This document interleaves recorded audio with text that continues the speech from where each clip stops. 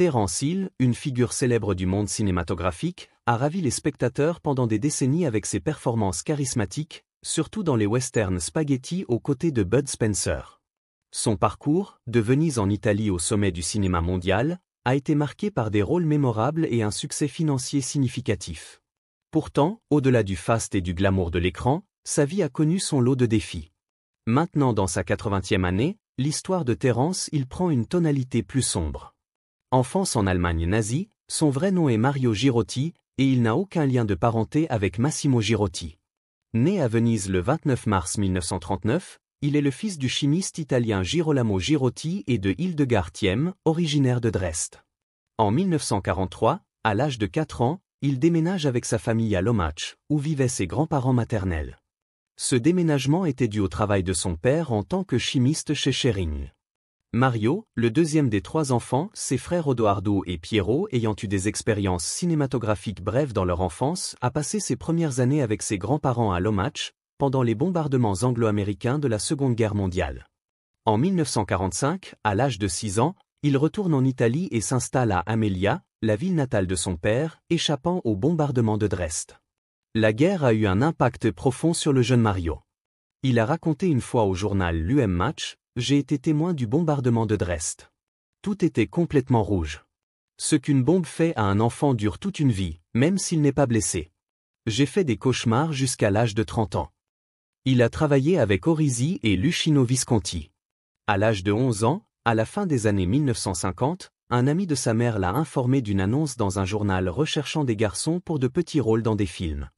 L'entrée de Mario dans le monde du cinéma était presque fortuite. Il a été repéré par le réalisateur Dino Risi lors d'une compétition de natation et a été choisi pour un petit rôle dans le film Vacances avec un gangster. Dans ce film, lui et d'autres enfants aident un bandit dangereux à s'échapper de prison pour se retrouver ensuite en difficulté. Girotti a continué à jouer régulièrement tout au long de son adolescence, dans les années 1950, pour payer ses études tout en fréquentant le lycée classique et plus tard la faculté de lettres et de philosophie de l'Université de Rome. Il a joué de petits rôles dans divers films, parmi ceux-ci Division Folgore, où il a travaillé avec des réalisateurs de renom tels que Mauro Bolognini, Florestano Vancini et Gio Pontecorvo. Son premier succès commercial significatif est survenu en 1956 avec Guaglione. Par la suite, Girotti a joué le rôle masculin principal dans le film de 1957 Lazzarella, aux côtés d'Alexandra Panaro. En 1959, il a joué le rôle de Bruno, un sauveteur poursuivi par Serracella, Claudia Mori, dans la comédie romantique Serracella, réalisée par Raffaello Matarazzo. En 1960, il est apparu dans le film A Soldier and a Half de Steno. En 1961, Mario Girotti est apparu dans The Wonders of Aladdin, réalisé par Mario Bava et Henri Levin, aux côtés de Vittorio De Sica qui jouait le génie. Bien que Girotti ait souvent joué des rôles similaires pendant cette période, il a bientôt réussi à se détacher de son type de rôle adolescent. Après 3 ans d'études à l'université dans le but d'obtenir un diplôme en lettres classiques, il a décidé de se consacrer entièrement au cinéma. Pour surmonter sa timidité, il a même fréquenté l'Actores Studio. En 1963, Luchino Visconti l'a choisi pour un petit rôle dans le film Le Guépard, où il a joué le comte Cavriaghi, un partisan de Garibaldi. Ce rôle lui a donné l'occasion de travailler avec des acteurs renommés comme Alain Delon, Burt Lancaster et Claudia Cardinal. En réfléchissant à cette expérience, Girotti a ensuite révélé « C'était un moment crucial qui m'a poussé à poursuivre la carrière d'acteur à temps plein. Jusque-là, je n'étais pas entièrement convaincu que c'était la bonne voie pour moi. Avec le recul, je réalise à quel point cette expérience était significative. J'ai participé à la réalisation d'un film rare dans l'histoire du cinéma. Par exemple, les essayages de costumes, de nos jours, sont souvent précipités ou non vérifiés par le réalisateur. Dans Le Guépard, même pour mon petit rôle, j'ai eu 5 essayages de costumes pour trouver la bonne teinte de rouge pour ma chemise, car les partisans de Garibaldi fabriquaient leurs chemises à la maison, ce qui donnait des nuances de rouge variées. Visconti était présent à chacun des 5 essayages, aussi bien pour moi que pour les autres acteurs. Maintenant, je vois à quel point ce film a été soigné. C'est pourquoi il connaît encore un grand succès aujourd'hui. Ce rôle dans Le Guépard a valu à Girotti une reconnaissance considérable et a lancé sa carrière d'acteur, qui a continué à s'épanouir dans divers genres cinématographiques. En 1964, Mario Girotti déménage en Allemagne de l'Ouest, où il joue dans des westerns, des drames et des films d'espionnage. Il devient un pionnier des premiers westerns européens. Se remémorant cette période avec tendresse, il confie : « Pour moi, c'était une période heureuse. D'une certaine manière, j'ai quitté l'Italie pendant 3 ans car j'avais été catalogué dans des rôles comme Lazzarella et Seracella, jouant l'adolescent éternel. Donc je suis allé en Allemagne et j'ai fait 12 ou 13 films. De manière intéressante, j'ai participé aux premiers westerns européens qui ont en réalité été réalisés par les Allemands, et non les Italiens. Ils étaient inspirés par l'auteur Karl May, qui est comme notre Salgari. » À son retour en Italie en 1967, Girotti épouse Laurie Zwickelbauer, une américaine d'origine allemande, qu'il a rencontrée sur le tournage du film à succès Dieu pardonne, moi pas. Sur ce même plateau, il rencontre également Carlo Pedersoli, mieux connu sous le nom de Bud Spencer, qui deviendra son partenaire à l'écran pendant longtemps. Suivant la tendance de l'époque à adopter des noms de scènes à consonance américaine pour un attrait plus large, la production a donné à Girotti une liste de 20 noms possibles, lui demandant d'en choisir un dans les 24 heures. Il a choisi Terence car cela sonnait bien et avait les mêmes initiales que le nom de sa mère, Hildegard Thiem. La participation de Il a Dieu pardonne, moi pas. Était quelque peu fortuite, il a été choisi pour remplacer Peter Martel, qui s'était apparemment blessé dans un accident à cheval. Cependant, il a ensuite révélé lors d'une interview, l'acteur qui devait jouer le rôle de Kat, Peter Martel, s'est disputé avec sa petite amie un soir. Dans un accès de colère, il a donné un coup de pied, l'a manqué, a frappé le mur et s'est cassé le pied. Comment le couple avec Bud Spencer est-il né ? Des festins gigantesques, des regards complices, une amitié sincère et des coups de poing faux mais spectaculaires. Voici l'histoire d'un couple télévisé emblématique. Les fantastiques Bud Spencer et Terence Hill, toujours excessifs dans leur western plutôt comique, authentique mais aussi simplement attirés par les regards pleins d'esprit de l'autre. Bud Spencer et Terence Hill incarnent l'un des couples emblématiques de la télévision, ceux qui nous ont le plus divertis et fait rire. Enfants et adultes n'ont jamais cru que leur combat était réel, mais leur talent, lui, a convaincu tout le monde. Ensemble, Terence Hill et Bud Spencer ont tourné 18 films, formant l'un des duos les plus emblématiques du cinéma européen.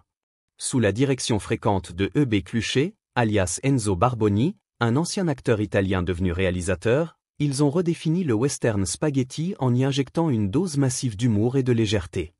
Leurs films se distinguaient par des scènes de combat chorégraphiées, véritables ballets burlesques où les coups pleuvaient, mais sans jamais verser dans la violence sanglante.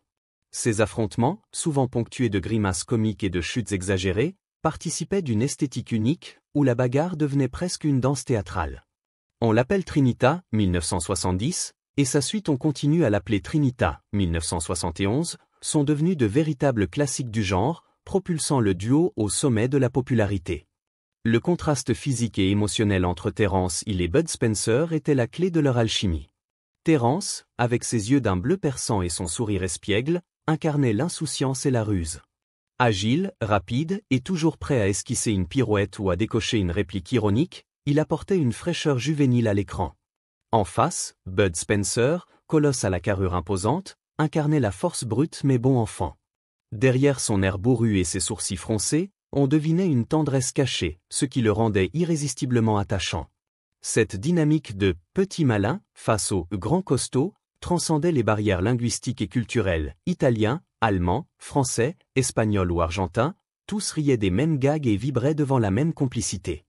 Leur succès ne se limitait pas à l'Italie. Dans toute l'Europe et jusqu'en Amérique latine, leurs films rencontraient un engouement populaire phénoménal. Leurs personnages, souvent des anti-héros, redonnaient espoir aux plus modestes, ils se battaient contre les puissants, défendaient les opprimés, et triomphaient toujours avec panache, sans jamais perdre leur sens de l'humour. Ce cinéma familial, accessible et joyeux, marqua durablement plusieurs générations de spectateurs. Parallèlement à cette carrière en duo, Terence Hill poursuivit un parcours en solo tout aussi brillant. Il brilla notamment dans Mon nom est personne, 1973, un film produit par le maître du western spaghetti Sergio Leone. Dans ce rôle, il apportait un souffle nouveau au genre en incarnant un jeune pistolero facétieux face à un vétéran désabusé, joué par Henry Fonda. Ce film, à la fois hommage et parodie du western classique, permit à Hill de s'affirmer comme une star à part entière. Plus tard, il séduisit une nouvelle génération grâce à la série télévisée italienne Don Matteo, où il campait un prêtre détective dans un petit village d'Ombrie.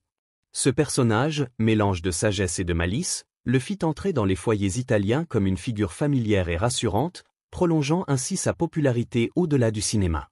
Mais derrière ce succès se cache une douleur profonde. En 1990, Terence Hill fut frappé par une tragédie qui bouleversa sa vie, la perte de son fils adoptif, Ross Hill, âgé de 16 ans, dans un accident de voiture aux États-Unis. Ross, qui avait déjà commencé à suivre les traces de son père en apparaissant à ses côtés dans le film Renegade, 1987, était perçu par beaucoup comme le futur héritier de la dynastie Hill. La mort soudaine de ce jeune garçon, plein de promesses, brisa le cœur de l'acteur. Submergé par le chagrin, il choisit de se retirer temporairement du monde du cinéma et de la vie publique pour vivre son deuil loin des regards. Dans une rare et émouvante interview, il confia plus tard « La mort de mon fils a changé ma vie. Pendant longtemps, je n'ai plus voulu entendre parler de cinéma. Mais avec le temps, j'ai compris que continuer à travailler, à créer, était aussi une façon de lui rendre hommage. » Ces mots révèlent toute la force intérieure de l'acteur, qui, malgré la douleur, choisit de puiser dans l'art un moyen de survie et de mémoire. Aujourd'hui, Terence Hill, qui a dépassé les 80 ans, demeure une figure respectée et aimée. Il partage son temps entre l'Italie, sa terre natale, et les États-Unis, pays où il a également tissé des liens profonds. Bien qu'il ait choisi une existence discrète, loin des projecteurs, chacune de ses apparitions publiques suscite un véritable enthousiasme. Les hommages affluent et les fans, jeunes et moins jeunes, le célèbrent avec une sincère affection.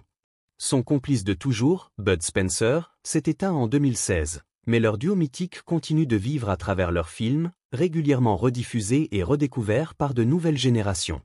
Leur héritage est celui d'un cinéma populaire et familial, où l'humour bon enfant et les valeurs de camaraderie restent universellement appréciés.